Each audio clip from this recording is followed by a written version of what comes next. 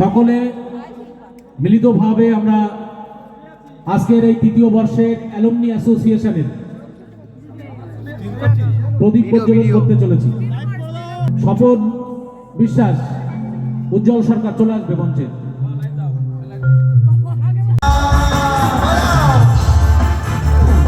আমি যখন 2012 সালে যখন আসি তখন আমার দুই পৃথিবী ছিল, সেটা হচ্ছে পার্থদার বাকিরা